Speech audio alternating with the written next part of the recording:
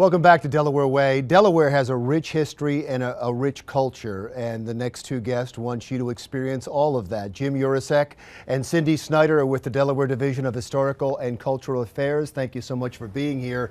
Before we get into some of the events for October, what does the division do? The Division of Historical and Cultural Affairs is the primary care for the historic buildings in Delaware. We also have the SHPO office, and we also take care of other buildings that are in stewardship for other buildings that belong in the state that are historic. Do you think enough people in Delaware know the history of Delaware, but really get out to enjoy the historical sites and museums? Well, we have people that come up to me all the time. They've lived in Delaware all their lives, and they've never been to the John Dickinson Plantation or the Newcastle Courthouse Museum. So we've got a lot of work to do. Every month you have some important historical and cultural events, and you have a theme, right?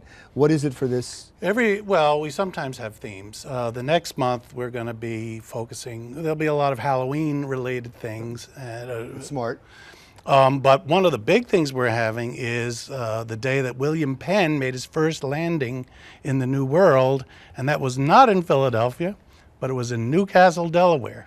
Is that right? I didn't know that. Yeah, and Cindy is going to be having a big program on October. What's the date, Cindy? October 22nd. Wait a second, before that they have to change the name of Penn's Landing. We are the first Penn's Landing. That's right. Well, he landed there too. Yeah. We have to call it Second Penn's Landing. Second Penn's Landing.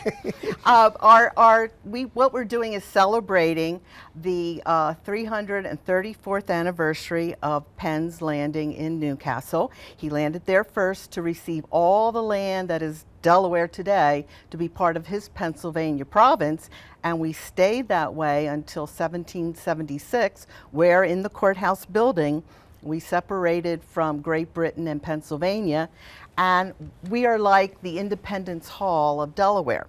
But on William Penn Day, we have some historical reenactments, and we go through the same historical ceremony that Penn would have gone through when he came here and received Delaware as part of his province. We also do a theatrical play, history play, The Trial of William Penn, and it's based on a trial that he stood where he was being found for treason, actually. And so the trial is very important, the result, the verdict, is very important in the maxims of English law, common law, and here too, where it states a judge can never force a jury to bring in a particular verdict. So that was a very important precedent that Penn set, and we reenact that trial there. Oh, that's great. And what date is that? This is October 22nd. October 22nd. We also have musical groups that come in and play Baroque concerts, and that is the music William Penn would have listened to in his time. I feel like such a hypocrite because with such arrogance I was saying, and people don't even know the history, I knew none of that. I didn't know any of that about the fact that Delaware was once part of Pennsylvania, and that is exactly the mission you were talking about. Yes. A moment ago. Where can people get more information? Well, we have a website, www.delawarehistory.org. And don't feel bad. Everybody has trouble with the website. We usually end up saying just Google it. Go to the Delaware Division of Historical and Cultural Affairs. Google that. That's right.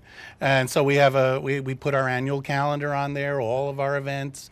We try to we have standard advertising that we put out, rack cards and stuff. We work with bringing students in, so that they'll go home, I'm sure you work tell with the mom schools, and dad. right, all the time. All the time. That's probably a big part of the mission. I thank you so much for coming in. Thank you. I appreciate it. Thanks so much. Thanks for appearing. Jim Yurasek and Cindy Snyder with the Delaware Division of Historical and Cultural Affairs.